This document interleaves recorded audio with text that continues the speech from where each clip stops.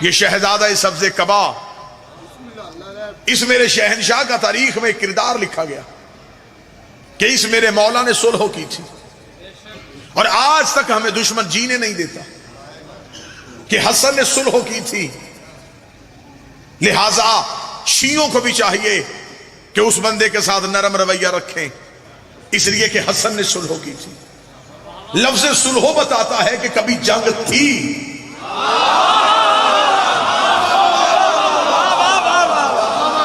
کبھی دوستی میں تو صلح نہیں ہوئی، صلح ہمیشہ دشمنی پہ ہوتی۔ صلح ہم بعد میں دیکھیں گے، پہلے تو اتنا تو مان تھا کہ دشمنی تھی، تو اسی وجہ سے صلح ہوئی۔ اور جس کے دل میں لمحے کے لیے بھی ان کی دشمنی آئی ہو، اس نے مولا امام حسن علیہ السلام سے، امام حسن نے صلح کی نہیں، امام حسن سے صلح کی گئی، جیسے حسین نے جنگ کی نہیں، امام حسین سے جنگ کی گئی۔ مولا امام حسن علیہ السلام کو خود حاکم نے کاغذ اور قلم بھیجا کہ شرطیں تو لکھ، مان ہم لیتے۔ جب کاغذ قلم حسن کے پاس آئی، حسن تو پہلی جنگ جیت گئے۔ جو جاگ رہا ہے اس کا تو میں ضامن نہیں ہوں، جو ہی کاغذ قلم حسن کے ہاتھ پہ آیا، حسن نے کاغذ قلم لے کے نانا کی قبر کی طرف دیکھا، دیکھ نانا تیرا بیٹا جنگ جیت گیا ہے، یہ وہی نہیں جن سے تو نے مانگا تھا اور انکار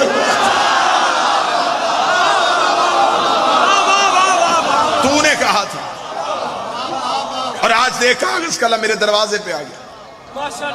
امام حسن علیہ السلام نے جو صلح کی پہلی شرط لکھی، لاہور میں پہلی شرط پڑھنے لگا، یہ شرط نہیں تھی، یہ حسن کے لڑنے کا طریقہ تھا۔ امام حسن نے تلوار نہیں اٹھائی، قلم کے ساتھ جنگ کی، اتنا گہرا زخم دیا ملوکیت کو کہ آج تک ملوکیت حسن کا دیا ہوا زخم بھر نہیں رہی۔ کیا زخم دیا؟ امام حسن نے پہلی شرط کیا لکھی؟ جو نوجوان بچے بیٹھے، امام حسن کا پہلی شرط، آج کے بعد حاکم سنت قرآن و سنت پہ عمل کرے گا۔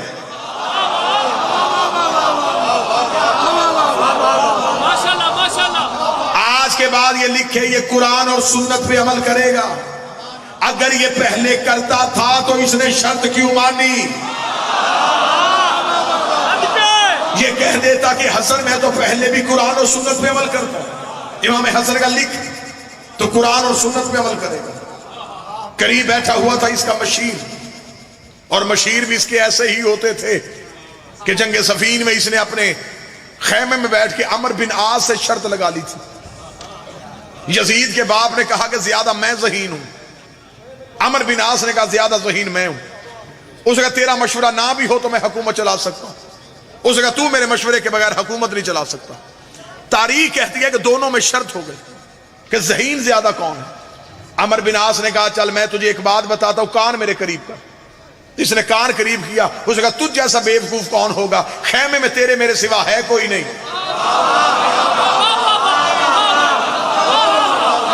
جہاں عقل کے فیصلے ایسے ہوتے ہوں وہاں حجت کا مقابلہ کیسے ہو سکتا؟ آج کے بعد تو قرآن اور سنت پہ عمل کرے۔ قریب بیٹھا ہوا تھا اس کا مشیر، اس نے یزید کے باپ سے کہا، اس نے رک، میں نام نہیں لوں گا، میں صرف یزید کا باپ ہی کہوں گا۔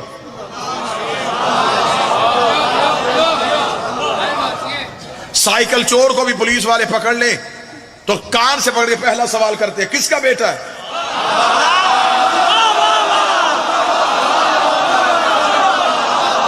میرا خیال ہے کہ ان کے لیے سب سے بڑی موت ہی یہ ہے جب قیامت والے دن فرشتے کان سے پکڑ کے پوچھیں گے بتا کس کا بیٹا ہے۔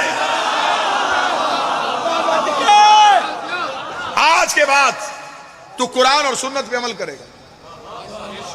عمر نے کہا ایک شرط تو بھی لکھوا دے، میں ہسٹری آپ کے سامنے پڑھ رہا ہوں۔ اس نے کہا ایک شرط حسن تو نے لکھی، ایک ہم لکھوائیں گے۔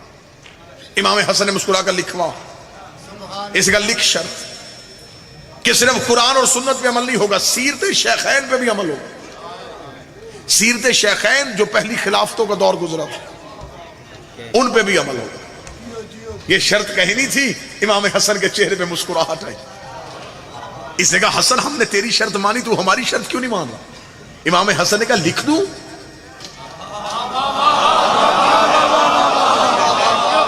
کتنا باریک جملہ آنے لگا. میں ابھی سماعتوں کا امتحان لوں گا. کون بندہ ہے جو ذہنی طور پہ مجلس میں بیٹھا؟ مخدوم ناصر شاہ جی، امام حسن نے کہا لکھ دوں شرط؟ اس نے کہا لکھ، میں لکھوا رہا ہوں کہ ان کی سیرت پہ بھی عمل ہوگا. امام حسن نے کہا دیکھ لے میں لکھنے لگا ہوں، یہ شرط تو نے لکھوائی ہے؟ اس نے کہا ہاں میں نے لکھوائی ہے. امام حسن نے کہا لکھ دے. اگر یہ کہتے ہیں، یہ تسلیم کر گئے ہیں سیرت شیخین پہ عمل ہوگا، جب میں نے قرآن اور سنت والی شرط لکھ دی تھی تو دوسری سیرت لکھوانے کی ضرورت ہی نہیں تھی. انہوں نے خود تسلیم کر لیا کہ وہ بھی قرآن اور سنت پہ عمل نہیں کرتے. بولو جو حسن کے نوکر بیٹھے، اگر ان کی سیرت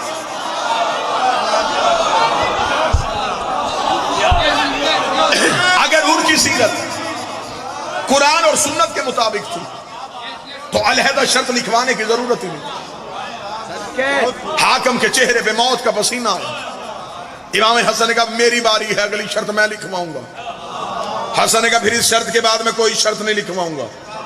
حاکم نے کہا لکھوا، آخری شرط کون سی لکھوانا چاہتا ہے؟ امام حسن کے چہرے پہ علی والا جلال آیا. فرمایا تیسری شرط لکھیں گا. تخت تاج چاہیے نا، اٹھاؤ تخت اور تاج. آج کے بعد کوئی کتا منبر میں میرے باب علی کو نہیں بھونکے گا. اٹھاؤ لے جاؤ اپنی حکومت. آج کے بعد کوئی بھی میرے باب علی کو نہیں بھونکے. نماز جمعہ کے خطبوں میں میرے مالک علی کے خلاف بکواس کی جاتی تھی.